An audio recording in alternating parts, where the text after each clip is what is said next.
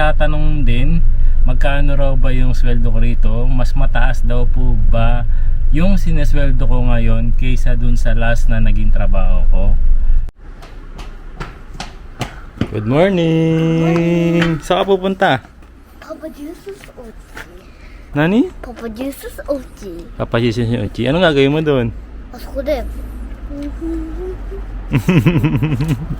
Magdadasal ka doon? そうパパジェスいつもありがとう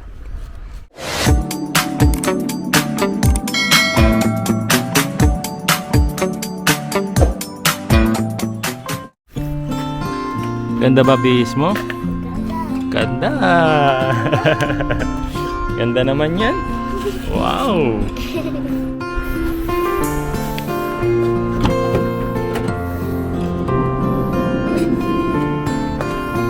Oops! Ayan. Gandang araw po! So ngayong araw po kasi ay merong gaganapin na binyagan ang isang kaibigan po namin dito sa Japan. Tapos si Mama Aya, kinuha po siya na magninang sa isang binyag. Sa pagkakaalam ko ba, first time ni Aya na magninang sa isang binyag. Sama na rin tayo para maipakita namin sa inyo kung paano ang binyagan dito sa Japan. Actually, first time ko rin to kaya gusto ko rin talagang sana sumama. And nagsabi kami dun sa nanay ng bibinyagan, sa kaibigan nga ni Aya, na kung okay lang ba na mag-video kami dun sa binyagan para maipakita namin yung binyagan dito sa Japan. あとはパパジェス Ne? Tapos yun na nga, excited na rin si Yuna-chan kasi pupunta kami ngayon sa bahay daw ni Papa Jesus. でもさここ Sa 日本だ simbahan. Ha? でもここ日本だとさパパジェスのお家どこにあるの Arimasu? え Ne? うん Tama ni itayo. あー Ne? あ行ったよね Ne? うん行ったよ Masurit-chata? 忘れちゃった Ayan, nandiyan na rin si Mama Aya. Ayan, good morning Ninang. Good morning Congresswoman Mukhang congresswoman no? Bigating Ninang. First time mo ba magdininang sa binyag, man? Hindi naman. Hindi naman. Yes. Second time? Third time? Alimutan. Mayroon na rin, marami-rami na rin. Marami-rami. Marami na nga rin akong utang. Mga inaanak ko.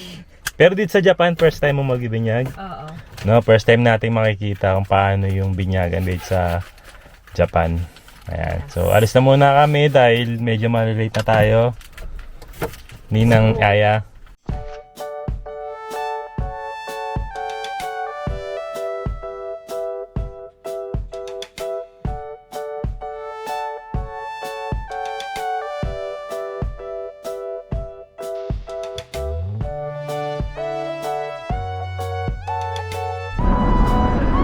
Hello guys! Nandito na kami sa Kamisama no Uchi. Ayan, lalakad pa tayo doon. Nandun yung church.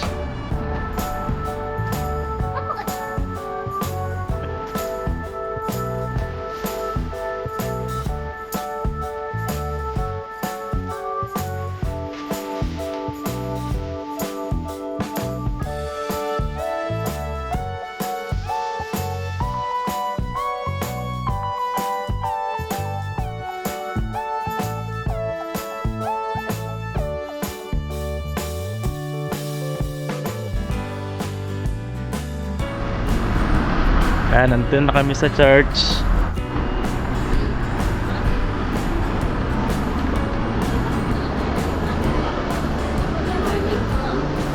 Good morning!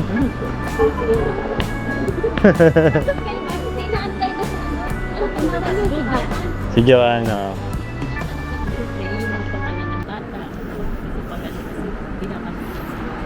Dito na kami sa church. Ito yung church na malapit po sa amin. Ashikaga Church. Oo, sa Peri. Thank you for coming. Salamat po last time. Hindi, okay lang. Gusto namin pumunta. Oh, mada, ima matiro kara. Ima, minna daigo da kara. Mada. Dito po muna ang ano. Pwede na po kayong pumasok. Kailangan ba yan mga ano?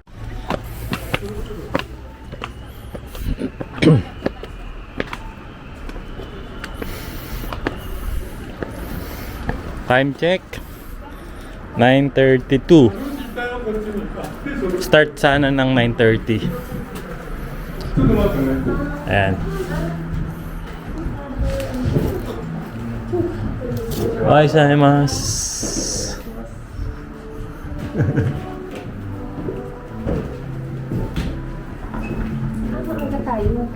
Maaga tayo.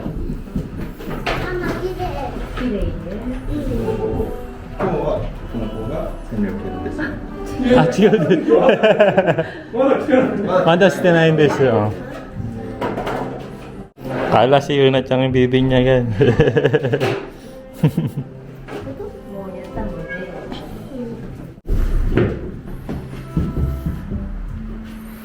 Ay. はい、OK です。はい。はい大丈夫ですありがとうございます。じゃあそれでこれ献金の袋回さないからこれであそこの箱に入れてもらうから。はい、はい全ドネーション。 Donation, oo.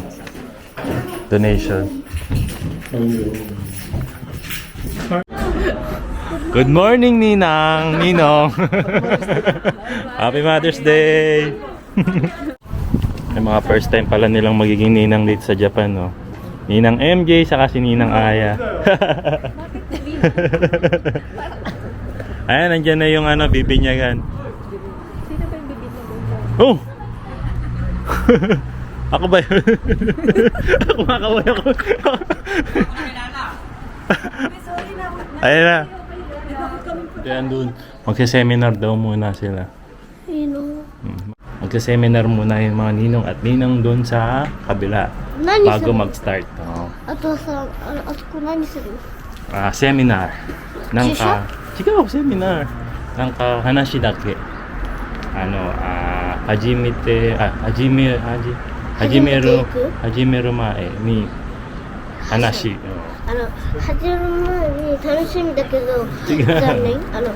始める前に、あ遅いから話むず Chigaw, ano, hajimeru mae ni chanto, nandake, Hanashi? check suru dake, ano, na mae.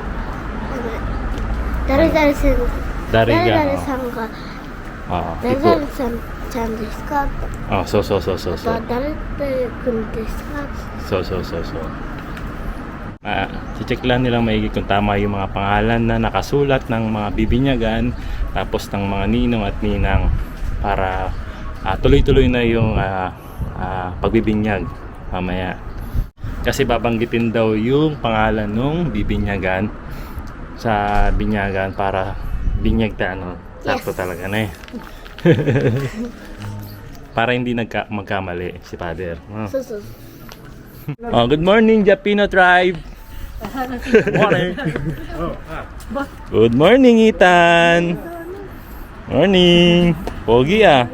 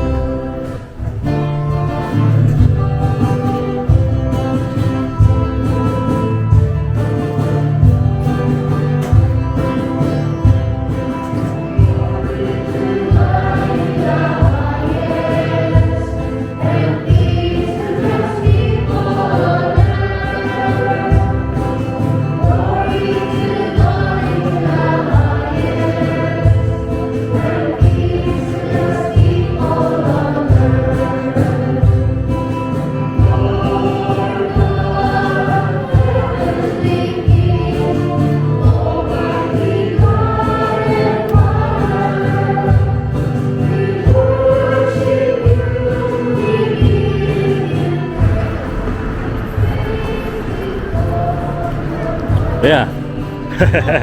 Yan pala na yung tinda mo. Ano itong mga tinda mo rito? Ito, cinta. Kutsinta? Eh, pabili kami nito ah. Pa-reserve ako nitong isa kuya. Mamaya paglabas ni Aya. Ayan. Ano pangalan mo? Para makita ka sa YouTube. Ano pangalan mo?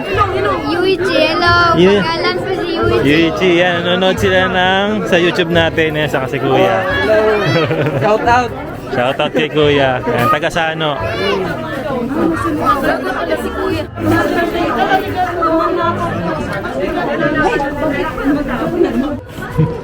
Dos na. Mapapapicture daw siya. Nag-vlog nga siya. Okay lang ba? Ayan, sama kayo. Okay lang po ba? Okay lang. Ayan.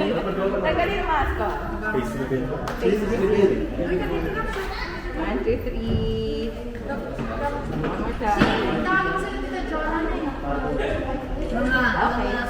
Ayan, oh. Ayan. Please subscribe. Ayan, salamat po. Salamat po sa panonood. JP Noy Vlogs po. Opo. Yoroshiku onegaishimasu.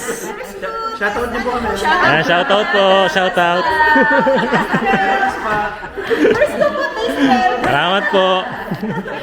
Sige po. Salamat po. Salamat po. Next time to lang. Ayan, shoutout na rin natin si ate. Ayan, oh. Shout out.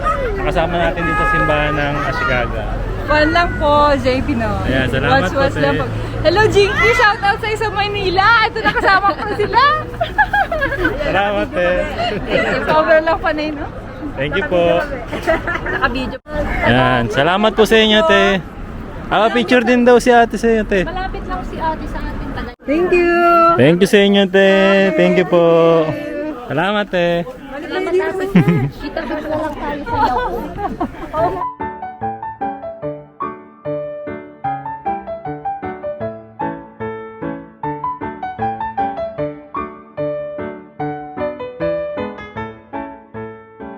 Happy Mother's Day! Mommy, I love you. Love you, Mama. Haba naman yan, be. Basa-basa pa. Tamis. Asang lollipop. O, diba? Matamis. Matamis na kiss. No, matamis lip. Matamis lips. Matamis lip. Masarap. Ayan, dito na kami sa bahay. Kakatapos lang po ng binyagan, ng misa. And umuwi muna kami dito sa bahay kasi magpapalit daw ng damit si Mama Aya para mas komportable siya mamaya dun sa... Bago kami pumunta dun sa reception ng binyag. Ayun, susunduin na rin namin si Pinsan Bing kasi hindi siya sumama kanina umaga. Dahil invited din sila Mama Mila, kasama rin silang pupunta ron sa reception mamaya. Sa pagkakaalam ko, binyag saka birthday kasi yung celebration ngayon nung nag-invite sa amin.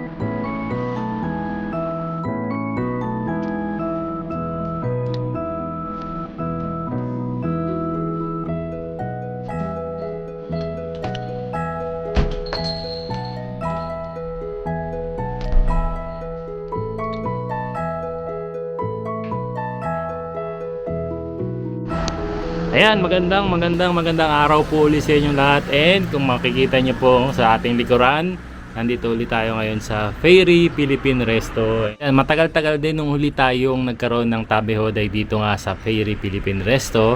And marami tayong mga kababayan na nandito sa Japan ang nagme-message po sa amin at nagtatanong kung kailan po ulit magkakaroon.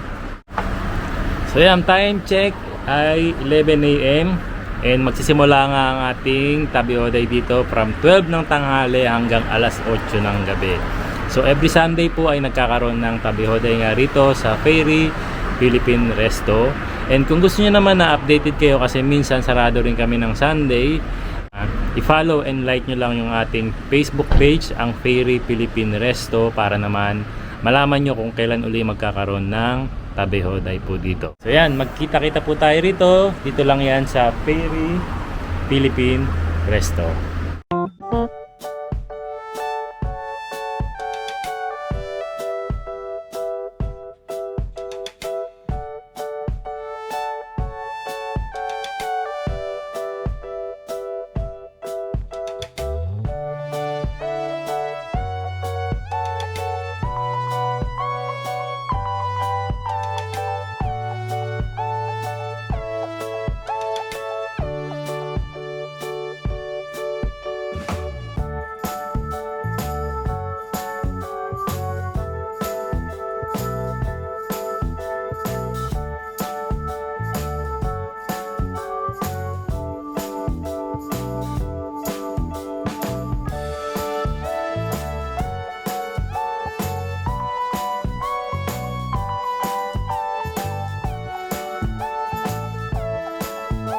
So, ayan, good afternoon.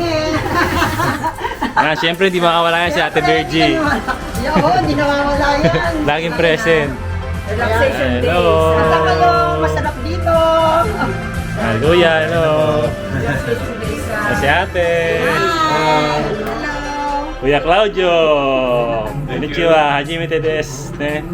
Kuya, obrigado. Arigato, salamat. So yan, nandito nga po pala ako ngayon sa pabrikang pinapasukan ko. Di bali, second week ko na rito. And gusto ko lang sana kayong i-update at gusto ko lang din po sanang sagutin yung mga tanong nyo about dito sa last video ko na kung saan pinakita ko sa inyo or kung saan kinuwento ko sa inyo yung experience ko dito ng isang linggo. So yun, maraming naging concern and maraming nagbigay ng suggestion saka ng advice kung paano yung pwede kong gawin. Dahil nga nakwento ko nga sa inyo na medyo mabigat yung trabaho ko. Kaya lang dahil nga marami din sa inyo ang naka-experience ng ganitong trabaho, nagkaroon kayo ng mga suggestions, advice sa akin na kinoment nyo po sa YouTube channel. And gusto ko lang po sanang magpasalamat sa inyong lahat. Sa lahat ng mga advice nyo, sobrang na-appreciate ko po lahat yun, and sobrang natutuwa ako na maraming nakaka-relate sa trabaho ko ngayon. Ayun, isa-isahin ko lang, simula nga po pala nang pumasok ako dito, pakiramdam ko, alam ko na yung trabaho ko, pero syempre marami pa akong matututunan sa tulong din ng mga katrabaho ko dito sa pabrika. Nagpapasalamat ako sa mga kasamahan ko talaga, sobra. Ayan.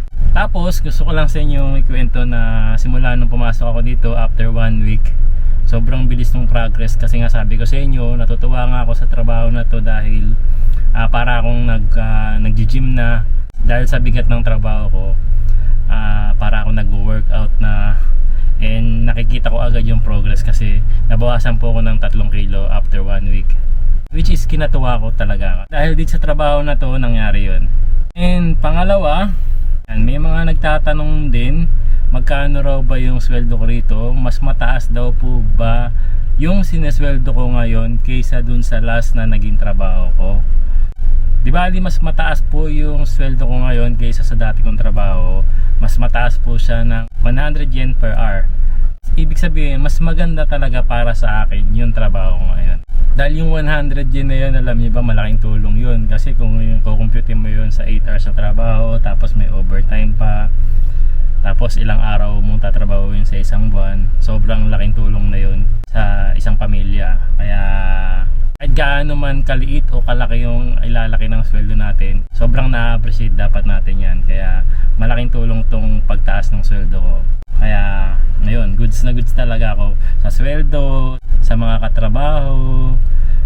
Although medyo mabigat yung trabaho, worth it naman sa susweldoin mo kasi tumaas nga yung sweldo ko. Tapos after 1 week, sabi ko sa inyo last time, sumasakit yung likod ko dahil nga sa kakabuhat. Nagawan ko na siya ng paraan. Ang ibig ko pong sabihin is parang nakita ko na yung technique, di ba? Sa lahat ng mga trabaho dapat mayroon kang technique kasi kumbaga kung paano mo pagagaangin yung trabaho mo. So kasi last time, dahil nga bago ako, kailangan magpakitang gilas tayo. Talagang binibilisan ko talaga yung trabaho ko.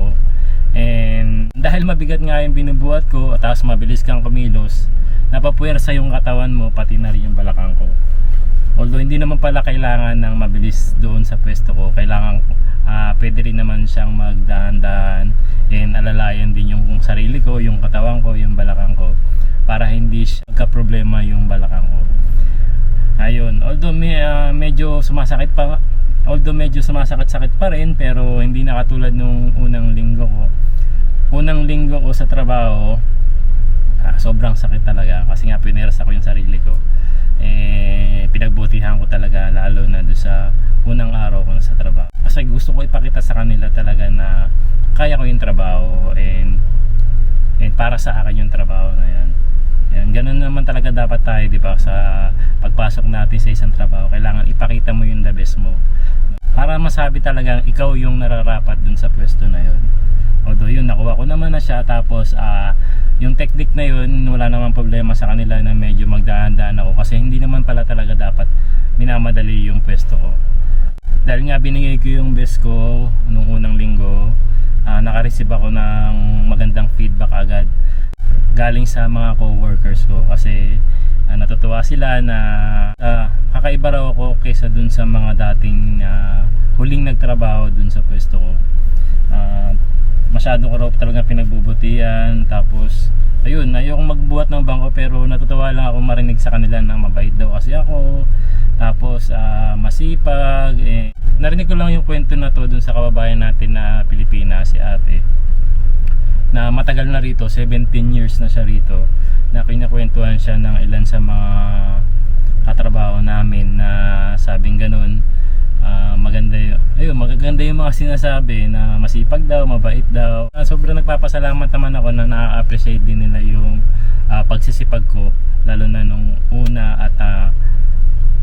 unang linggo ko dito sa trabaho. Kaya mas lalo akong ginaganahan and lalo ako na-inspired na magtrabaho pa at magsipag pa dito sa trabaho ko. Kaya ayun, tuloy-tuloy lang ako dito.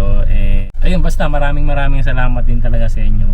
And sobrang na-appreciate ko talaga yung mga comments nyo and pag-aalala nyo, yung mga concern nyo and mga advice nyo. So yun lang, dito ko muna tatapusin yung video natin. And maraming salamat sa pagsama nyo sa ilang araw natin sa isang vlog. Ayan, salamat po sa inyo. J Pinoy Vlogs, ang kasama nyo lagi kahit saan. J Pinoy Vlogs, papakita nila ang buhay sa Japan. Pamilya ang kasama at laging may saya. Kasama kayo mga kababayan sa J Pinoy Vlogs.